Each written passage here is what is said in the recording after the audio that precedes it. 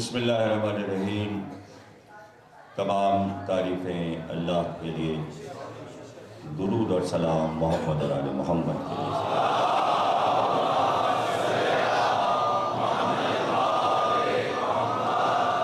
1432 हिजरी या शह मुहर्रम की तीसरी तकरीर आप हज़रात इमाम बारगाह शाहरा मासूरीन में समाअत फरमा रहे हैं। अशीरा से आशूरा तक मौजूद है। जब तक का लफ्ज़ आ जाए इसके मानी आगे कुछ और भी है। आगे जाहिर है कि 11 मुहर्रम और ज़ैनब, फिर ज़ैनुल आबिदीन का इमामत का दौर, और ये सिलसिला कभी रुकता नहीं, ये महदी तक जाता। तो उन्वान से ये न समझिए कि तक पर कोई हम रुक रहे हैं। ये तो आशूर तक, यानी ये 1432 के आशूर तक का वो अपने स्टेट का राजा था। राजा, उसकी हुकूमत काफ़ी वसी मुल्क पर थी। दारुल हुकूमत उसका बहुत हसीन और खूबसूरत था। मुल्क की ज़मीन सोना उगलती थी, सरसब्ज़ो शादाब इलाके थे, जगह जगह अच्छे पानदार दरिया बहते थे। मुल्क वज़ीर चलाता है, उसका वज़ीर आज़म बहुत ज़हीन और अक्लमंद था, लेकिन उसके मुल्क का दस्तूर था कि वो अपने ईश्वर, अपने भगवान, अपने परमात्मा को खराज पेश करने के लिए मुख्तलिफ तरीके से अपने रसूम इबादत बजा लाता था। राजा का नाम कुंवर सेन था, वजीर का नाम रतन सेन था।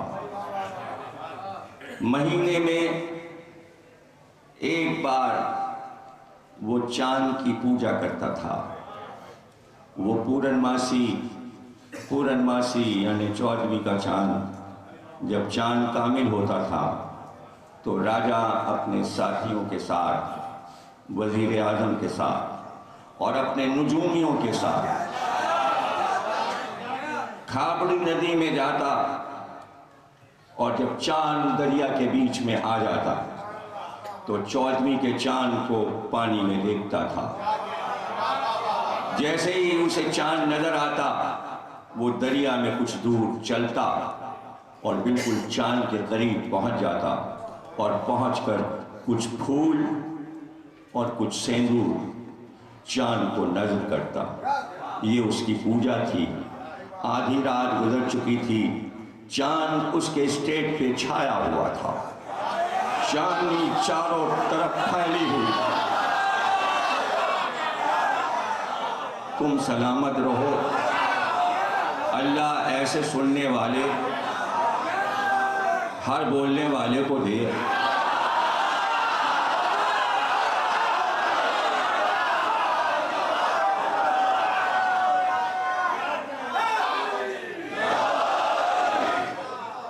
चांदनी ने अपना फर्श बिछाया था, लहरों में चांद चमक रहा था।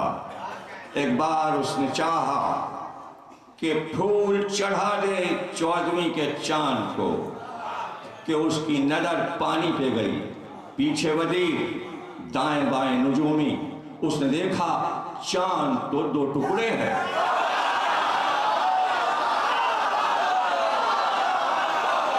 आधा चांद दाईं तरफ जा रहा था, आधा चांद बाईं तरफ जा रहा था। चांदनी दो हिस्सों में सिमट रही थी और बीच में अंधेरा छा रहा था, और पानी की लहरों में चांद ऐसे जैसे टूटी हुई कश्ती बहती।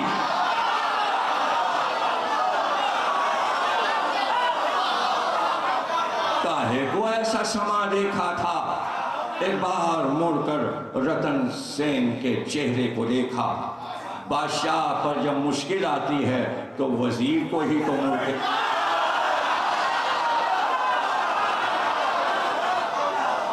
लेकिन वजीर क्या करता, इसलिए कि ये तो अचंबा था, ये तो करिश्मा था। वजीर आजम ने नुजूमियों को देखा का जल्दी हिसाब लगाओ वरना गर्दन न उड़ा दी जाए। हम जिसकी पूजा करते हैं वही टूट गया, वही कामिल न रहा, वो टुकड़े टुकड़े हो गया है। नुजूमियों ने जल्दी से आंखें बंद की और वैद और महाभारत के कुछ श्लोक पढ़े और अपने माबूद से प्रार्थना करके आवाज दी, माबूद भगवान ईश्वर बता ये चांद क्यों टूटा, ये चंद्रमा दो टुकड़े क्यों हो गया। आंख खोली नुजूमियों ने और एक बार बादशाह के आगे हाथ बांधे का, राजा कुंवर सेन, अरब देश में एक नबी का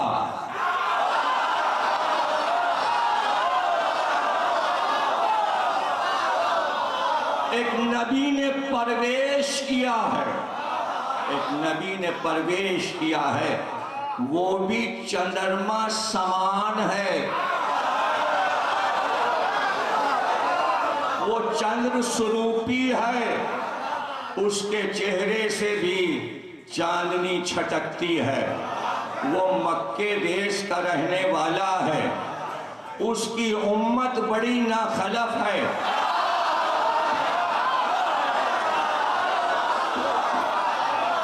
वो बस अपनी कौम से कहता है भगवान तो एक है, ईश्वर तो एक है, वो सब उसका मजाक उड़ाते हैं। आज वो बुलंद पहाड़ी पर था और उसने कहा कि इकरार करो कि एक है ईश्वर। उसकी कौम ने मानने से इनकार किया और फिर ये कहा कि बताओ ये चांद अगर तुम तोड़ सकते हो तो हम तुम्हारे खुदा को मान लें। बस उसने अपनी एक उंगली उठाई है और चांद अभी अभी टूटा है।